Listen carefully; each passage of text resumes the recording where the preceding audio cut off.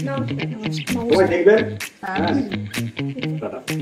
লাগলে কমেন্টে অবশ্যই জানাবেন। বলি সুপ্রিয়া একটু কম কথা বলে, কিন্তু আমি চাইবো সুপ্রিয়া এখানে বেশি কথা বলবে। বেশি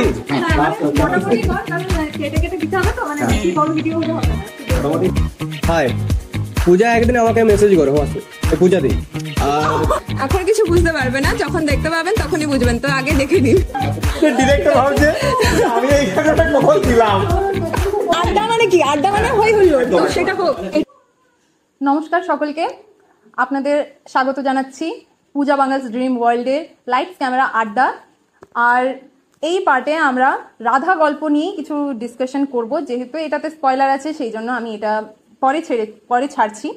এনারা হলেন আমার কাস্ট, যাদের কারণে আমি আমার গল্পটাকে বাস্তবে পরিণত করতে পেরেছি। তো তোমাদের সকলকে সেজন্য অনেক অনেক ধন্যবাদ আমার পাশে থাকার জন্য। আর বাকিদের সাথে পরিচয় করে দেওয়ার আগে আমি কিছু কথা বলতে চাই, যেটা গল্পটার বিষয়ে। তো এই গল্পটা আমার মোটামুটি আইডিয়াটা এসেছিল মার্চের শেষ দিক করে। তো তখন আমি বাকিদেরকে জানাই যে আমার মাথায় এরকম একটা গল্প আছে, তোমরা কি করবে? তো সকলেই বলে যে হ্যাঁ করব, অবশ্যই করব। আর সেই হিসেবে আমি যেটা আমার ট্রেনের শট ছিল সেইটা আমি অনেকদিন আগেই নিয়ে ফেলেছিলাম।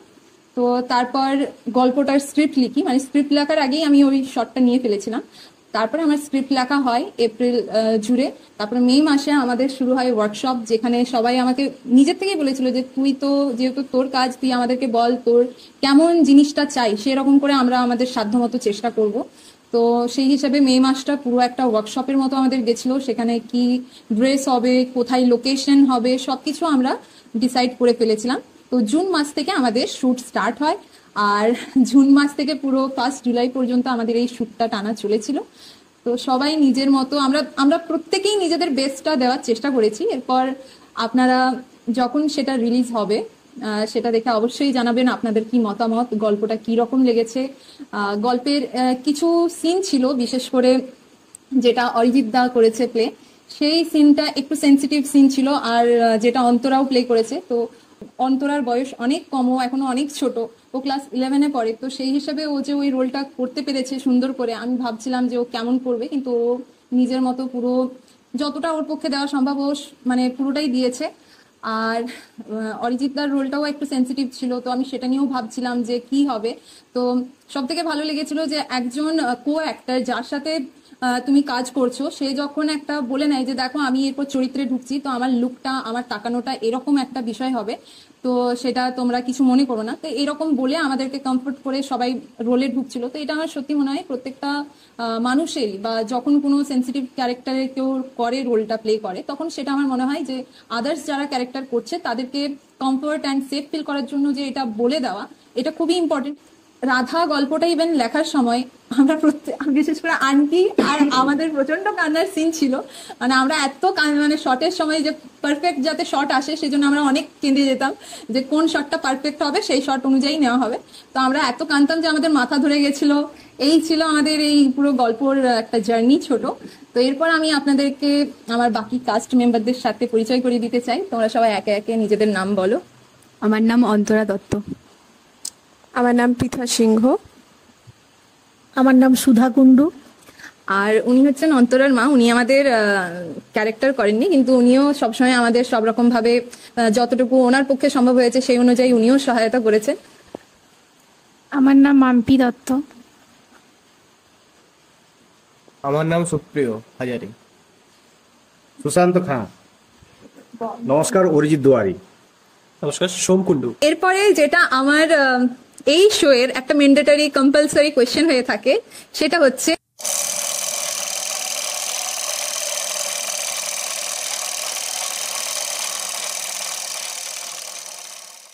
আমার তো খুব ভালো লেগেছে পূজার সাথে কাজ করে, আর ইচ্ছেটাও ছিল অনেক দিনের ওর সাথে মাঝে মাঝে দেখা হলে কথাবার্তা যোগাযোগ এমনিতেই থাকতো। তারপর আমাদের একটা গ্রুপ আছে, কিন্তু এই কাজটার ব্যাপারে ও আগে যখন বলেছিল আমি তখনই ওকে আমার মতামত জানিয়েছি যে তোকে যেভাবে সাহায্য করতে পারবো তুই জানাবি, আর তাতে যদি আমি সাহায্য করতে পারি আমারই খুব ভালো লাগবে। জানি না কেমন হয়েছে, কতটা করতে পেরেছি। ও আমাকে যেভাবে দিতে বলেছিল আমি আমার বেস্টটা দিয়েছি। আমি কেমন করতে পেরেছি আপনারা দেখে বলবেন। আন্টির বিষয়ে একটা কথা বলবো যে আন্টি কিন্তু কোনো প্রফেশনাল অ্যাক্টর নন, তো সত্যি আন্টি আমাদের সকলের জন্যই একটা ইন্সপিরেশন। তো এরপর আসি আমাদের সব থেকে ছোট মেম্বারের কাছে। আমার এই কাজটা করে সত্যি খুব এনজয় করে এই কাজটা করেছি। আর পূজাদির সাথে করে তো এই ফার্স্ট করলাম, খুবই ভালো লাগলো। তো বেসিক্যালি একটা জিনিস আমি অনেক হেল্পও পেয়েছি, হয়তো কোনো জায়গাটা পারছি না, সেটা পূজাদি যতক্ষণ না পারফেক্ট হচ্ছে ততক্ষণ না আমাকে কন্টিনিউ দেখিয়ে গেছে যে এইভাবে কর। তো আমি যেটুকু করার সেটুকুই আমি করেছি। তো জানি না এখন কি হবে, আপনারাই বলবেন। এটাই। আর ওকে তো নিশ্চয়ই আপনারা আগের শোতেও দেখেছেন, আর আমার অনেক ভিডিওতেও ওকেও দেখতে পান। তো ওর এক্সপিরিয়েন্সটা একটু শুনে নিই। এটা একরকম নতুন ধরনের এক্সপিরিয়েন্স, কারণ আগেরটাতে তো আমার মুখ ঢাকা ছিল, তো বডি ল্যাঙ্গুয়েজ আর গলার দিয়ে শুধুমাত্র করতে হয়েছিল, ফেসের উপরে কনসিয়াসনেস থাকাটা ওটা তো দরকার ছিল না। তো সেই জন্য এবার যখন মুখের এক্সপ্রেশনের দিকেও যখন ধ্যান রাখতে হচ্ছিল, তখন ডায়লগগুলো ভুলে যাচ্ছিলাম। তো এরা নতুন ধরনের শিক্ষা হলো, আর করে ভালো লাগলো। নতুন নতুন জিনিস শিখতে ভালো লাগে। যেহেতু আমি এই লাইনের কেউ নই, কিন্তু অবভিয়াসলি ওর জন্য বা যেহেতু ইন্টারেস্ট, আমার আর্টের প্রতি যেহেতু ইন্টারেস্ট আছে, তো আর্টের যে কোনো জিনিসই আমি ভালো লাগে করতে। তো এটাও আর্টের একটা লাইন, তো অবভিয়াসলি আমার এটার প্রতিও একটা করতে ভালোবাসা, ভালো লাগা আছে। তো নতুন এক্সপিরিয়েন্স, নতুন শিক্ষা হয়ে আমার সত্যি খুব ভালো লাগলো।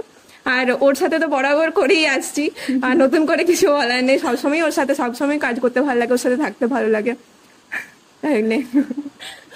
তো ওর ক্যারেক্টারটা যখন আমি অ্যাকচুয়ালি অন্য একজনকে চুজ করা হয়েছিল, তো তার হয়নি। তারপর আমি অনেকের কাছে বলেছিলাম, কিন্তু আমি নিজে স্যাটিসফাইড ছিলাম না। তারা হয়তো করবো বলেছিল, কিন্তু আমি ওকে অ্যাকচুয়ালি ডিফারেন্ট একটা ক্যারেক্টারের জন্য আমি ভেবেছিলাম। কিন্তু ফাইনালি আমি যখন দেখলাম যে না, এই ক্যারেক্টারটা আমি কারোর সাথে আমি ঠিক মতো করে ম্যাচ করাতে পারছি না, তো শেষে বললাম যে তুই ক্যারেক্টারটা কর। কারণ আমি জানি না কেন আমার মনে হচ্ছে যে তুই করলেই বেটার হবে। আমি তোর কাছ থেকে সেই ভাইবটা ফিল করছি। প্রত্যেকটা ক্যারেক্টার কাস্টিং আমার কাছে খুবই ইম্পর্টেন্ট ছিল, কিন্তু ওরটা নিয়ে আমি একটু কনফিউজ ছিলাম যে কাকে চুজ করা হবে। কিন্তু ফাইনালি যখন ওকেই চুজ করলাম আমি, তো যেটা তারপরে রেজাল্ট বেরোলো, সেটাতে আমি সত্যি খুব হ্যাপি বা স্যাটিসফাইড অনেকটা। এরপর আপনারা বলবেন দেখে যে আপনাদেরও ওকে ওই ক্যারেক্টারটাতে দেখে কেমন লেগেছে। যদি আপনাদের ভালো লাগে ওই ক্যারেক্টারে আমাকে, তো অবশ্যই এটাতে কাস্টিং ডিরেক্টরের যথেষ্ট ক্রেডিট রয়েছে, সেই নজরটা থাকতে হবে, তবেই বোঝা যাবে। তো জানাবেন অবশ্যই কমেন্ট বক্সে কেমন লাগলো। আমি এ নিয়ে দিদির 2 নম্বর কাজ করছি। তো আমি এটাই বলবো যে আমি গ্রেটফুল দিদির কাছে এরকম একটা ক্যারেক্টারের রোল দেওয়ার জন্য। আর দিদির লেখাগুলো সত্যি বাদ বাকি 5টা ডিরেক্টরের লেখার থেকে অনেকটা আলাদা হয়, তো সেটা আমার খুব ভালো লেগেছে। আর আমি যে খুবই ভালো অ্যাক্টিং করি সেটা নয়, কিন্তু দিদি যে আমাকে একটা এরকম সুযোগ দিয়েছে, আমি তার জন্য খুবই গ্রেটফুল। আর দিদি অনেকটাই হেল্প করেছে, যেটা আমি 2 বছরে শিখতে পারিনি, সেটা দিদি হয়তো আমাকে সেই অ্যাক্টিং এর দিনগুলো শিখিয়ে দিয়েছে। প্রথমে আমি পূজাকে খুব থ্যাঙ্কস বলবো যে আমাকে ওর এই অভিনয়ের আমাকে ছোট একটা সুযোগ করে দেওয়ার আর কি। ও যখন আমাকে প্রথম ফোন করলো যে দাদা তুমি কি করবে, এরকম একটা অভিনয় আছে, এখন দেখো ছোটখাটো একটা পার্ট হলেও আমি করব, কারণ আমি অভিনয় ভালোবাসি। আর সব থেকে যারা অরিজিনালি অভিনয় ভালোবাসে তারা কিন্তু কোন রোলটা পাচ্ছে সেটা কিন্তু ম্যাটার করে না, অভিনয় করতে পারাটাই হচ্ছে তাদের কাছে একটা বড় ব্যাপার। এটা আমি ওকে বলেছিলাম যে তুমি যে কোনো আমাকে চরিত্র দেবে, সেটা চেষ্টা করবো ফুটিয়ে তোলার। তো জানি না কেমন হয়েছে, সেটা আপনারাই বলবেন। তো যথেষ্ট আমাকে হেল্প করেছে যে দাদা তোমাকে এই করতে হবে। আমিও আমার ভালোটা দেওয়ারই চেষ্টা করেছি আর কি। আরও আমরা চাইবো যে এরকম সিরিজ যেন আরও ওর কাছ থেকে আমরা পাই, যাতে ওর থ্রু দিয়ে আমরা কিছু অভিনয় আরও করতে পারি। এটা আমি আরও আজকের ডেটে এই আড্ডাতে আমি বলে গেলাম যে আমরা থাকতে চাই তোমার সাথে। একদম, তোমাদেরকেও চাই। নমস্কার সবাইকে।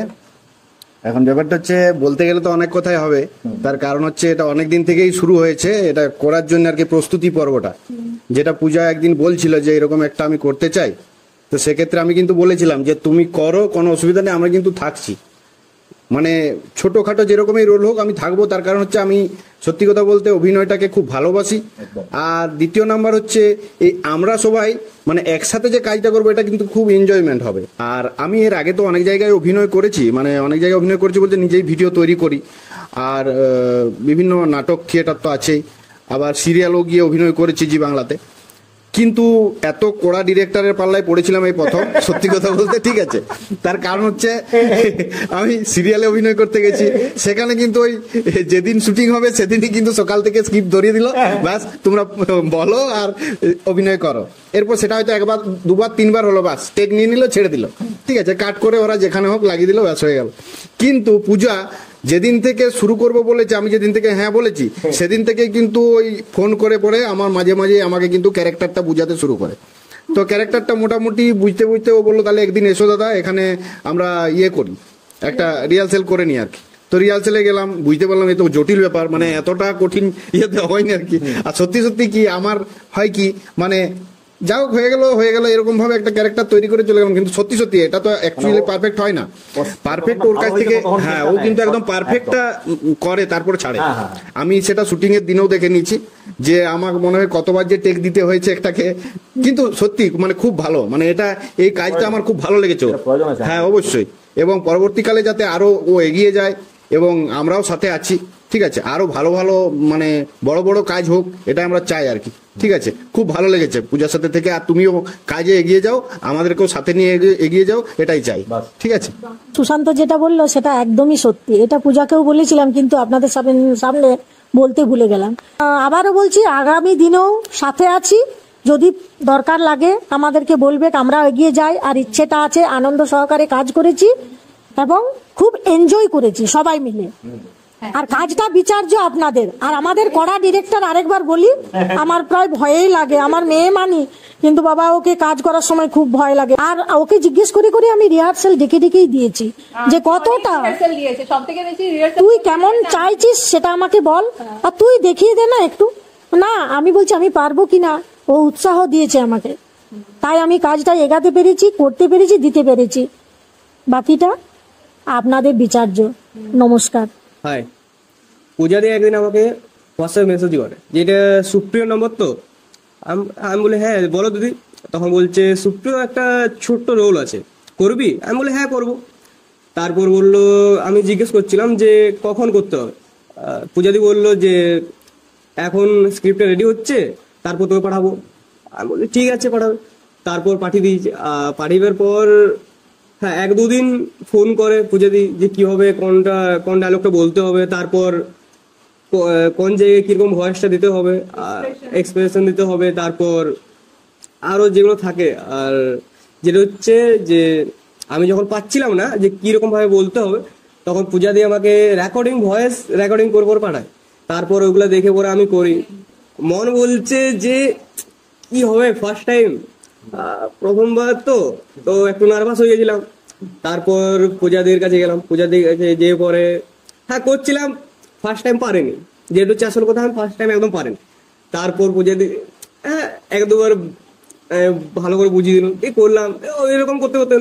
আর যেদিন যাই রোলটা করতে, তার একদিন আগে আমার জ্বর, ওষুধ খেয়ে পরে গেছি আমি।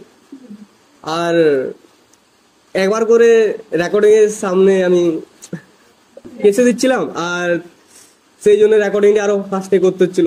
আমার জন্য অসুবিধা হয়েছে, আর যেটা হচ্ছে সব থেকে বড় কথা, আমার অভিজ্ঞতা হয়েছে, বিশাল এনজয় হয়েছে। আর এরপরে যদি আরো আমাকে বলে, তো আমি সবসময় রেডি আছি। তো যখন বলবে পূজা দি, আমি সবসময় রেডি একদম। ওকে যেটা বলা হয়েছিল যে তোর রোলটা ছোট আছে, আমি মানছি, কিন্তু সেটা যদি সেটার কোনো প্রয়োজন না থাকতো তাহলে হয়তো আমি সেটা বানাতাম না, কারণ সেটার প্রয়োজন আছে বলেই আমি সেটা রাখছি ক্যারেক্টারটা। তো সেই হিসেবে বললাম যে কারণ ওই ক্যারেক্টারের এক্সপ্রেশন আর ওই ক্যারেক্টারের জন্য রহস্যটা আরো বেশি ফুটে উঠবে, তাহলে সেই হিসেবে তোর এক্সপ্রেশন আমার অন পয়েন্ট চাই। তো ওকে আমি বকছি, ও এটা বকুনি শুনে আমি ভাবলাম যে বকলে হয়তো ইগো হার্ট হবে, ইগো হার্ট হলে যে দিদি আমাকে এরকম বললো, আমি দিদির সাথে এরপর দেখাচ্ছি মজা, এরকম একটা কিছু হয়তো ব্যাপার হবে। ও দেখছি না, ও একদম এখনো মানে হয় না যে ছোটই রয়ে গেছে, মানে বড় লম্বা হয়ে গেছে কিন্তু মন থেকে এখনো ছোটই। তো সেই হিসেবে ও নেচে বেড়াচ্ছে। আমি বলি যে একে বকলামই, নেচে বেড়াচ্ছে কেন? তো তারপর অনেক কিছু বকাঝকা করার পর ওকে একদম ও দেখলো যে হ্যাঁ দিদি এরপর সিরিয়াস হয়ে গেছে। তো তারপর ওর নিশ্চয়ই ট্রেলারে আপনারা ওর এক্সপ্রেশনটা দেখেছেন যে কি, মানে আমি যেমনটা ওকে বলেছিলাম যে দেখ প্রথমে তোর এক্সপ্রেশন এইরকম হবে, তারপর আমার এক্সপ্রেশনে এইরকম একটা স্মাইল চাই, একটা রহস্যজনক হাসি চাই, তো তুই সেই হাসিটা আমাকে দিস, মানে যতটা তোর পক্ষে একদম সম্ভব হচ্ছে। তো ও ডেফিনেটলি নিজের মতো চেষ্টা করেছে আর আমি সেটাতে সত্যি খুব খুশি। প্রত্যেকেই নিজের নিজের মতো বেস্ট দিয়েছে সবাই। হ্যাঁ আমি একটু করা মানে এই হিসেবে যে অ্যাজ আ ডিরেক্টর আমি একটা কথা বলবো, যেহেতু এটা আমার একটা ভালো লাগার বিষয়, তো সেই হিসেবে আমি যখন অ্যাজ আ ডিরেক্টর এটাতে যখন করছি তখন আমার সামনে আমি যাদেরকে কাস্ট করছি তখন সত্যি বলতে কি ক্যারেক্টারে ঢুকে যাওয়ার পর আমি তাদেরকে আর চিনি না, আমি চিনি আমার ক্যারেক্টারদেরকে। তো আমি যেটা ভিজুয়ালাইজ করেছি যে আমার ক্যারেক্টার এরকম চাই, তো আমার সেরকম চাই, না হলে আমার নিজের সত্যি বলতে আমার নিজের খারাপ লাগে প্রচন্ড ভাবে। তার মানে এই নয় যে আমি তাদেরকে কিছু বাজে কিছু বলবো বা অসম্মান করব, কিন্তু হ্যাঁ আমার কাছে এটা একটা সবাইকে আমি বলে দিই কাজ শুরু করার আগে যে আমি মানছি তুমি আমার থেকে বয়সে বড় বা ছোট, সকলকেই আমার অনেক ভালোবাসা শ্রদ্ধা, কিন্তু যখন আমি ক্যারেক্টার করব আমি হয়তো একটুকু রেগে গিয়ে বকাঝকা করে দিতে পারি বা সেটাকে কেউ একটু সিরিয়াসলি নিও না, জাস্ট ভাববে যে আমি নিজের কাজটা নিয়ে টেন্সড আছি সেজন্য হয়তো সেটা করেছি। তো তোমাদের কারোর যদি আমার সেটা কোনো ব্যবহার খারাপ লেগে থাকে তার জন্য এক্সট্রিমলি সরি। নমস্কার, আমার খুব ভালো লেগেছে পূজার কাজ দেখে। আমার মেয়ে তো করার জন্য খুব, যেদিনই পূজা ফোন করেছে সেদিনই বলছে হ্যাঁ আমি করব, কিন্তু আমি বলছিলাম দেখ পড়াশোনার চাপে করবি, দিয়ে বলছে হ্যাঁ আমি এগোবো। কেন, ও জি বাংলাতে একটা কাজ করে এসেছে, তা ওর আরো ইচ্ছা যে আরো এগাবার জন্য। আপনাদের যদি ভালো লাগে আবার বলবেন।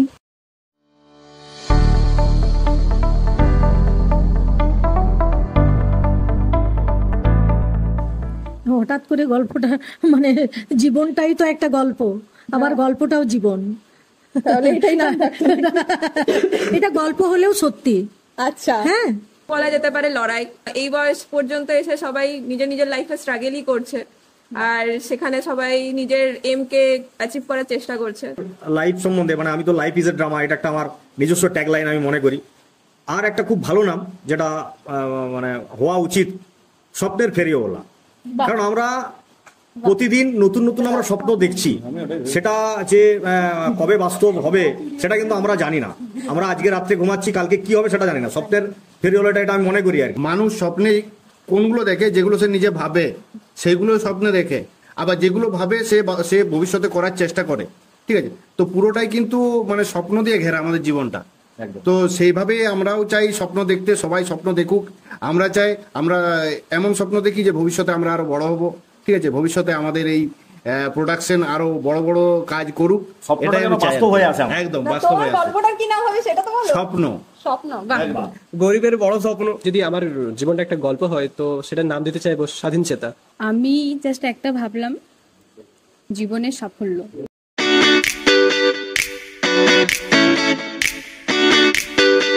যে আয় মা কাছে আয়, তুই আমার কাছে আসবি না, এখনো দাঁড়িয়ে থাকবি। আমার সব থেকে বেসিক্যালি এটাই ভালো লেগেছিল যে আমিও বেলি ড্যান্স করতে পারি। ওর কথা ছেড়ে দে, মার্কেটে নতুন এসেছে, জানি না কি বলতে হয়। ও যখন বলছে ওই বেলি ড্যান্স, তখন আমি বললাম কি কার মতো, নোরা ফতেহের মতো যে বেলি ড্যান্স জানো। একটা ডায়লগ ছিল আমার খুব মনে আছে, সেটা হচ্ছে যে একটু কি ক্ষমতা এলো আর অমনি মনুষ্যত্বটাই ভুলে গেলাম। তো সত্যি বাস্তবে মানুষ মনুষ্যত্ব ভুলে যাচ্ছে।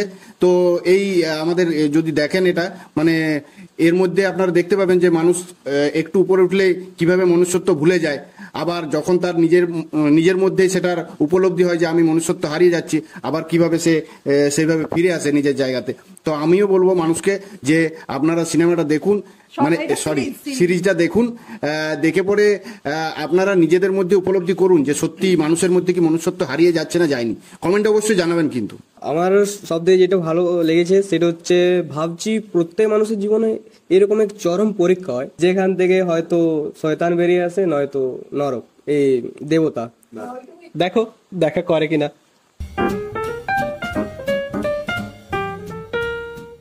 মমতাময়ী। আমার ক্যারেক্টারটা হাইফাই ছিল, সাপোর্টিভ আর কেয়ারিং। বলবো শয়তান। আমার ক্যারেক্টারটা কিছুটা বেলের মতো আর কি, পাকা বেলের মতো। উপরের খোলাটা শক্ত, ভিতরটা কিন্তু নরম। আমার চরিত্রটা ছিল ভক্ত। এই সিরিজটাতে অনেক কিছু ইমোশন পোর্ট্রে করা হয়েছে, যেটা অনেকে রিলেট করতে পারবে, বিশেষ করে যারা ড্রিমার, ঠিক আছে, বা যারা প্রত্যেকেই ড্রিমার আমাদের মধ্যে, মানে এমন পৃথিবীতে যে স্বপ্ন দেখে না, যে প্রত্যেক নিজের স্বপ্নটাকে বাস্তবে পরিণত করতে চায় না, এমন কেউ নেই। সবাই স্বপ্ন দেখে, সবাই সেটা ইচ্ছেও রাখে, কিন্তু কয়েকজন থাকে ডেসপারেট হয়, ঠিক আছে। তো মানে সেটা খুব স্ট্রংলি, মানে সবাইকার মধ্যে এটা সব তত্ত্ব তো সবার মধ্যে সমানভাবে থাকে না, কেউ নমনীয় হয়, কেউ স্ট্রং হয়। তো যেই সব মানুষরা স্পেশালি এরকম স্ট্রং মাইন্ডলি নিজের ড্রিমকে অ্যাচিভ করার চেষ্টা করে, যে তাতে যেরকম পরিস্থিতি তার সামনে চলে আসুক, তাদের বিশেষ করে যেই সব ধরনের ডেসপারেট স্টেপ হয়ে যেতে পারে বা তাদের যেসব ইমোশন বেরিয়ে আসতে পারে, তারা ভালোভাবে এটা রিলেট করতে পারবে বিশেষ করে। আর এমনি তো এনজয়েবল ফ্যাক্টরসও অনেক আছে, আপনারা দেখলে বুঝতে পারবেন। দেখো, আমি কিন্তু এটা বলতে চাই না যে সবাই কৃষ্ণ দেখে মানে রাধাটা দেখতে হবে, মানে এটা কিন্তু ওই কৃষ্ণ, ওই মহাভারতের কৃষ্ণের সাথে এই রাধা, মানে আমাদের যে সিরিজটা, এটা কিন্তু মিন নেই, মানে ওটা তো মহাভারত থেকে নয়, এটা কিন্তু মহাভারত থেকে নয়। এটা হচ্ছে বাস্তবের রাধা, বাস্তবের মাটিতে তার স্বপ্নকে সফল করার জন্য যেভাবে লড়াই করছে, সেই লড়াইয়ের একটা মানে অংশ, কিভাবে বাস্তবের রাধা বাস্তবের মাটিতে দাঁড়িয়ে লড়াই করে। হ্যাঁ, মানে রাধাকে কত জায়গায় মানে বিফল হতে হয়েছে, কত জায়গায় ঠকতে হয়েছে। হ্যাঁ, এই মানে এটা হয়ে থাকে আর কি অনেকের। হ্যাঁ, সামনে অনেক বড় বিপদ, তাও ও নিজের স্বপ্নটাকে পূরণ করার জন্য কি কি করতে হয় মানুষকে, এই জিনিসটা পুরোটাই আশা করি দেখানো হয়েছে আর কি। আপনারা যতগুলো সিরিজ আছে পুরোটা না কমপ্লিট করলে হয়তো বুঝতে পারবেন না গল্পগুলো, মানে গল্পটা সত্যিই আমরা যদি চুপচাপ ভেবে দেখি যে আমরা কোনো না কোনো জায়গাতে কেউ হয়তো বিগ কিছু একটা করতে গেছে, চাকরি করতে গেছে, স্বপ্ন প্রতিটা আলাদা আলাদা থাকে। কারো স্বপ্ন থাকে আমি বড় 4 চাকা কিনবো, কারো স্বপ্ন থাকে আমি বড় খেলোয়াড় হবো। এই ধরনের যে ব্যাপার, সেই জায়গার থেকে যে মানুষ যে কতটা বাধা বিপত্তি পায়, সেটা এখানে ফুটিয়ে তোলানোর চেষ্টা করেছি আমরা। এরপর পুরোটাই তো আপনাদের হাতে, আপনারা অবশ্যই জানাবেন যে কেমন লাগলো। আর সব থেকে বড় কথা, জানানোর আগে আপনাকে দেখতে হবে এই সিরিজগুলো, এটাই আমি বলবো। হ্যাঁ, দাদারা যেটা বললো, আমি যেটা প্রথমে বলেছিলাম যে দিদির লেখাটা আর 5 ডিরেক্টর থেকে ভিন্ন, এবং তার মধ্যে একটা স্বাদ আছে, মানে যে সুন্দর যেটা আর কি। আর ব্যাপারটা হচ্ছে, আপনারা যদি এটা ওয়েব সিরিজে মাঝপথে ছেড়ে দিন, তাহলে বাকি টুইস্টগুলো বুঝতে পারবেন না। তো এটাই অনুরোধ থাকলো যে যদি শুরু করেন প্রথম থেকে, তাহলে পুরোটাই দেখুন, তাহলে বুঝতে পারবেন। আর এই যে বাকি যে স্ট্রাগলগুলো ফেস করছে আর যে কিভাবে ট্যাকেল করা জিনিসগুলো, সেগুলো এখানে ফুটিয়ে তোলা হয়েছে।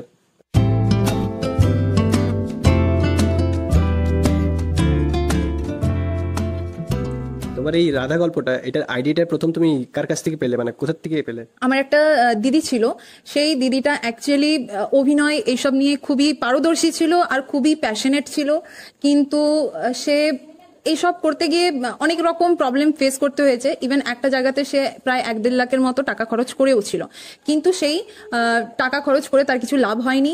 দিদি এখন অন্য জায়গায় থাকে। তো রিসেন্টলি একবার দেখা হয়েছিল, তো দিদিকে বললাম, দিদি কি ব্যাপার, তোমার অভিনয়ের জার্নিটার কি হলো, তুমি তো এত সুন্দর অভিনয় করতে। তো দিদি বললো যে মানে যে রিপ্লাইটা দিদি আমায় দিয়েছিল, সেই রিপ্লাইটাতে মানে একটা সামহাউ হতাশা ছিল, যেটা দেখে আমার মনে হয়েছিল যে সত্যি মানে এইরকম একটা মানুষ সুযোগ পেল না, খুব খারাপ লেগেছিল। তো আমার মনে হলো যে আমরা তো সব রকম ক্ষেত্রেরই স্ট্রাগলের গল্প দেখে থাকি, তো আমার মনে হলো যে অভিনয় জগতের কি স্ট্রাগল আছে, যেগুলো আমি দিদির কাছ থেকে শুনেছি। ডেফিনেটলি এখানে কমপ্লিটলি ওর গল্পটাই নয়, সেখানে আমি আমার মতো যেটা নাকি কমন, এই ইন্ডাস্ট্রিতে ঢুকতে গেলে কমন প্রত্যেকটা আর্টিস্টকে ফেস করতে হয়, প্রত্যেকটা মেয়েকে ছেলেকেও এইসব প্রবলেম ফেস করতে হয়। তো সেটার উপরই আমি ভেবে পরে এই গল্পটা আমি বানিয়েছিলাম। কমপ্লিটলি গল্পটা তো সেটার উপর ডিপেন্ড করে নয়, ডেফিনেটলি আপনারা যতটুকু দেখেছেন এর মধ্যে আমি নিজের মতো কিছু টুইস্ট অ্যান্ড টার্নস দিয়েছি, যাতে দর্শকরা প্রত্যেকটা মুহূর্তে ভাবে যে না এটা কি হলো। তো সেরকম নিজের মতো একটু টাচ দেওয়ার চেষ্টা করেছি সবকিছুতে। তো এটাই আর কি। এই যে ক্যারেক্টারগুলো তোমার মাথার মধ্যে এসছে, যে এই ক্যারেক্টারটা এরকম হবে, ওই ক্যারেক্টারটা বা আমার ক্যারেক্টারটা যেটা ভেবেছো, তো এটা কি বাস্তবে কোনো মানে কোনো অভিনেতাকে দেখে যে ও ওই রকমের অভিনয় করে, এইরকম অভিনয়টা আমি ফুটিয়ে তোলার চেষ্টা করব? রাধা ক্যারেক্টারটা হচ্ছে এমনই একটা স্ট্রং ক্যারেক্টার, যে সৎ পথে চলতেই পছন্দ করে। সে কারোকে মানে কোনো জায়গায় যে আমার ট্যালেন্ট আছে, আমার ট্যালেন্ট দেখো, তোমার সাথে আমার এইটুকুই সম্পর্ক, আজকে আমার যদি তোমাকে কাজে লাগছে, তুমি আমার কাজ করো, তোমাকে সেই হিসাবে আমি তোমার পারিশ্রমিক দেবো, ব্যাস এইটুকুই আমার মনে হয় যে সেখানে রাখা উচিত। যেমন চাকরিতে হয়, তুমি সেখানে চাকরি করছো, কাজ করছো, সেখানে কারোকে যদি তেল দেওয়ার একটা ব্যবস্থা চলে আসে, সেগুলো তো নেগেটিভ জিনিস। সেটা যেখানেই আসুক, সেটা কোনো সরকারি চাকরিতে আসুক বা প্রাইভেট সেক্টরে আসুক বা অভিনয় জগতে আসুক, সেটা প্রত্যেকটা জায়গার ক্ষেত্রে। তো আমার মনে হয় এটা প্রত্যেককে সেই রকম ভেবেই আমি গল্পটা লিখেছি, প্রত্যেকটা ক্যারেক্টার বা প্রত্যেকটা সিন যেখানে তোমার যেটা সবাই রিলেট করতে পারবে। অ্যাকচুয়ালি জাস্ট আমার নিজের ভাবনা থেকে প্রসূত, যে কারুর লাইফে অ্যাকিউরেটলি এই ঘটেছে তারপরে সেটা লিখেছি, সেটা কিন্তু নয়। বাস্তবের সাথে ইন্সপায়ার্ড হয়ে লেখা বেসিক্যালি। যে যেহেতু জিরো বাজেট আর ওয়ান ম্যান আর্মি বলতে গেলে, মানে পুরোটাই তুই করেছিস, বলতে ভাবনা চিন্তা তো বটেই, তারপরে এডিটিং, তারপরে শুধু এডিটিং এর মাথা খারাপ হয় তা নয়, যে একটা পুরো ডিরেক্টরের চিন্তা ভাবনা, ক্যামেরাম্যানের চিন্তা ভাবনা, কোন অ্যাঙ্গেল থেকে নেওয়া হবে, কোথায় কি কোন ডায়লগটা কিভাবে বলা হবে বা কোনটা ভুল হয়ে গেল সব দিকে নজর রাখা, তারপরে এডিটিংটা তো আছে চারদিক থেকে নতুন করে শিখে করা, তো সেখানে কি কি স্ট্রাগল তোকে ফেস করতে হয়েছে সেই সব নিয়ে একটু জানা। ফেস তো করতে হচ্ছে, কারণ সত্যি বলতে কি যেহেতু এটা আমার কমপ্লিটলি একটা ভাবনা, সেখানে আমি জানি যে আমি কি চাই। ফার্স্ট স্টেজে আমরা থাকি, সেই স্টেজে হয় কি যে একটা ডিসকাশন হয়, যেমন ক্যামেরাম্যানের সাথে একটা ডিসকাশন হয় যে আমার এই অ্যাঙ্গেল চাই, এরপর তুমি কিভাবে সেই আমার ব্যাপারটা আমি ইমোশনটা এইভাবে পোর্ট্রে করতে চাই, এরপর তুমি ব্যাপারটা কিভাবে করতে পারবে সেটা ডিসকাস করো। কিন্তু সেরকম স্কোপ আমার কিন্তু নেই। আমার ক্যামেরা আমার দিদি করে, ও করেছে, ইভেন কিছু ক্যামেরা যেগুলো আমি করেছি সেগুলো আমি তো আমার মতোই করবো যেমনটা আমি চাই। কিন্তু ওদের ক্ষেত্রে আমার তো মানে জাস্ট অন স্পটই ওদেরকে আমি বলেছি এটা এরকম করতে হবে, এটা করতে হবে, তো ওরা সেটাই করেছে। মানে ওদের প্রতি আমার সেটা কি একটা প্রচন্ড বিশ্বাস যে আমি ওদেরকে বললে ওরা সেটাই করবে। আপনারা নিশ্চয়ই ক্যামেরা সিনেমাটোগ্রাফিটা দেখবেন কেমন হয়েছে সেটা জানাবেন। ওরা দুজনেই, আমার দিদি তো মানে প্রথম থেকেই আমি আমার দিদির উপর সব থেকে বেশি বিশ্বাস করতে পারি, কিন্তু দিদির সবসময় সময় দেওয়া সম্ভব নয়, তাই জন্য ও এবারে সময় দিয়েছে। ও নিজের মানে ওর ফার্স্ট টাইম ক্যামেরা নিয়ে ও এরকম করে করেছে, তো ও নিজের বেস্ট দেওয়ার চেষ্টা করেছে। এরপর ডেফিনেটলি ক্যামেরা যদি সিনেমাটোগ্রাফিকে বাদ দিয়ে আমি, যেখানে সিনের কন্টিনিউটি সেরকম তো আমাদের এক্সট্রা কোনো মেম্বার নেই যে কন্টিনিউটি কোথায় হবে আর হবে, তো সেগুলো যখন যার সাথে শুট হচ্ছিল সে নিজে খেয়াল রেখেছিল। সত্যি কথা, যে আন্টির সাথে যখন শুট হচ্ছে আন্টি খেয়াল রেখেছে যে পূজা দেখ এটা এরকম ছিল নাকি এরকম ছিল, একবার দেখে নে, চেক করে নে। ইভেন সুশান্ত দার সাথে যখন হলো, সুশান্ত দা বলছে যে পূজা দেখে নাও এখানে তোমার এই রকম ছিল কি, আগের দিনের সাথে ম্যাচ আছে কি, সেগুলো দেখে নাও। যেহেতু আমাদের কন্টিনিউয়াস অনেকগুলো দিন ধরে শুটগুলো হয়েছে, সকলেই ওরা নিজেরা খেয়াল রাখছিল যে এই সিনটা দেখো এরকম করে ঠিকঠাক জায়গায় নেওয়া হয়েছে কিনা, তো প্রত্যেকে হেল্প করেছে। আর হ্যাঁ, এডিটিং এর জন্য তো ডেফিনেটলি মাথা ঘামাতে হচ্ছে। আর সত্যি বলতে কি আমার ভালো লাগে, এটাতে অনেকটা টাইম আমার যায়, পুরো রাত দুটো যেদিন এডিট করতে বসি টানা এডিট করলে 2টো বেজে যায়, তাহলে সেই হিসেবে একটু তো টাফ লাগে, বাট স্টিল আমার ভালো লাগে। আর যে কাজ কারুর ভালো লাগে সেটাতে আমার মনে হয় না সে এনার্জি লস করে, উল্টে সে সেটার থেকে এনার্জি গেইন করে, তো সেরকমই একটা ব্যাপার। আরেকটা প্রশ্ন আছে, এর আগের ভিডিওটাতে তুই আমাদের সবাইকে জিজ্ঞেস করেছিলি যে রাধা কেন সবাইকে দেখা উচিত, তো এবার রাধার পার্সপেক্টিভটাও শোনা উচিত আমাদের, যে রাধা কেন সবাই দেখবে। আচ্ছা, রাধা সবাই কেন দেখবে? রাধা গল্পটা ওই যে আমি আগের ভিডিওতেও বলেছি যে আমাদের সকলের স্বপ্ন হয়তো আলাদা, কিন্তু at the end of the day আমরা প্রত্যেকেই চাই আমাদের স্বপ্ন পূরণ হোক। তো আমার মনে হয় যেটা আমরা প্রত্যেকে নিজের নিজের জায়গায় ইউনিক। রাধা গল্পটা এই কারণেই দেখা উচিত কারণ রাধাও সেরকম আমাদের সকলের মতোই, ও একটা প্রচন্ড অনেস্ট। আর আমার মনে হয় যে প্রত্যেকটা মানুষের মধ্যে এই আজ বিশেষ করে কলিযুগের মধ্যে ভালো হওয়াটা ইজ পাওয়ার। তোমার হাতে ক্ষমতা আছে, বাট স্টিল সেটাকে তুমি সঠিক কাজে ব্যবহার করতে পারছো না, সেটা তোমার ডেফিনেটলি বোকামো। আর যারা নেগেটিভ রোলের সাথে রিলেট করছে তাদেরকে বলবো যে তোমাদের কর্মটা হয়তো ভগবান এরকমই লিখে রেখেছে, সেটাই আর কি। কারণ এই পৃথিবীতে যেটুকু ভগবানের ইচ্ছে ছাড়া তো কোনো কিছু হয় না, তো তোমরা সেটুকুই করবে। তোমরা নিজের ভুল হয়তো বুঝতে পারছো না, বা বুঝতে পারছো না এই কারণেই কারণ ঈশ্বর তোমাদেরকে সেই বোঝার ক্ষমতাটুকু দেয়নি। তো যদি থাকতো তাহলে হয়তো তোমরা বুঝতে পারতে যে আমি আজকে এর ক্ষতি করছি, সেটা আমার কেন করছি, আজকে আমার সাথে যদি সেই ক্ষতিটা হতো। এই প্রত্যেকটা ছোট ছোট জিনিস, রাধার প্রত্যেকটা ডায়লগ প্রচন্ড আমি ভাবনা চিন্তা করে লিখেছি, তো সেই হিসেবে প্রত্যেকটা ডায়লগ আপনারা মন দিয়ে যদি শোনেন তাহলে বুঝতে পারবেন, বোঝার চেষ্টা যদি করেন সঠিকভাবে। কিন্তু হ্যাঁ, একটা টাইম আসে যেখান থেকে আমরা ভটকে যাই, অনেক ক্ষেত্রে মানুষ ভটকে যায়। আর কথাতেই আছে যে মানুষ মাত্রই ভুল হবে, সেটা স্বাভাবিক। কিন্তু তুমি যদি ভুলটা বুঝতে পারছো যে হ্যাঁ এটা আমি ভুল করছি, বাট স্টিল তুমি সেটা রিপিট করছো, তার মানে সেটা পাপ। তো আর যখনই মানুষের এই পাপের ঘোড়া ভর্তি হয় তখনই কিন্তু তার সাথে ক্ষতি হয়। গল্প রিলেটেড আমার একটা প্রশ্ন মাথায় এলো এইমাত্র, যে এই গল্পতে দেখানো হয়েছে জ্যোতিষীর কাছে গেছে, তারপরে আবার সে এরকম উল্টোপাল্টা কথাবার্তা বলেছে, সেখানে রাধা ভটকেও গেছে। তো এই আজকালকার যুগে, এই এআই এর টেকনোলজির যুগে এখনো কি এই ধরনের চিন্তা ভাবনা, এটা কি কোনোভাবে কুসংস্কারকে রিপ্রেজেন্ট করা হয়েছে, বা কোনোভাবে ওই জিনিসটা কি উঠে আসছে এর মধ্যে থেকে? এই জিনিসটা একটু ক্লিয়ার করলে ভালো হয়। কুসংস্কার বলবো না, কারণ মানুষ হয় না যে ভরসার একটা জায়গা চাই।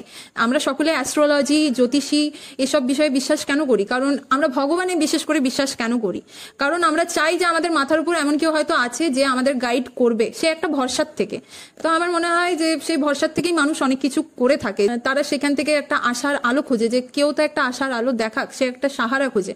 তো সেই সাহারা অনুযায়ী জাস্ট মৃদুলা তাকে নিয়ে গেছিল, যে যদি এখান থেকে কিছু ওয়ে আউট বেরোয় আর কি। প্রত্যেকটা মানুষের মধ্যেই একটা ভালো সত্তা, খারাপ সত্তা আছে। কেউ কমপ্লিটলি ভালোও না, আবার কেউ কমপ্লিটলি খারাপও না। তো সেই হিসাবেই আর কি, যে ও সেই ডেসপারেট ওয়েতে সেটা জানতে গেছে। কুসংস্কার না হলেও মানে অন্ধবিশ্বাস, কারণ অন্ধবিশ্বাস আর কুসংস্কারের মধ্যে তফাৎ আছে।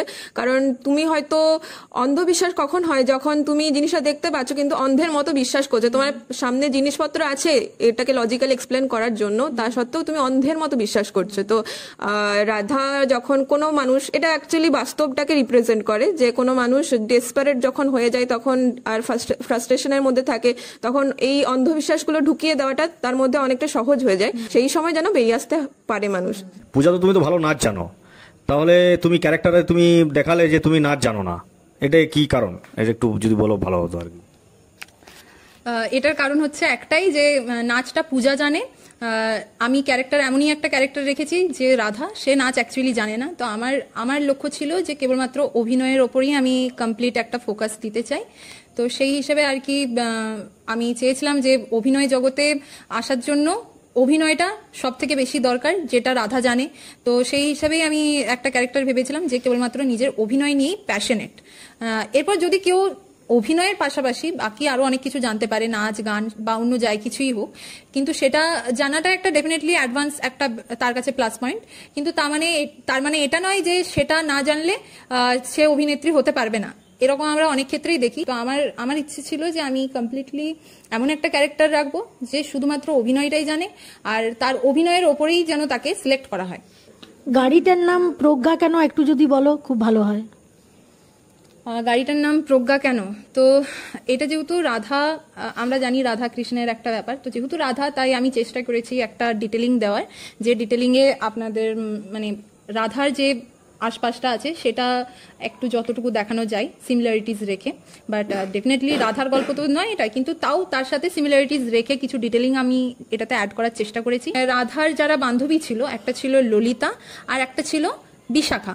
তো সেইখানে বিশাখার চরিত্রে আমি প্রজ্ঞা রেখেছি, বিশাখা থেকে ইন্সপায়ার্ড হয়েই প্রজ্ঞা।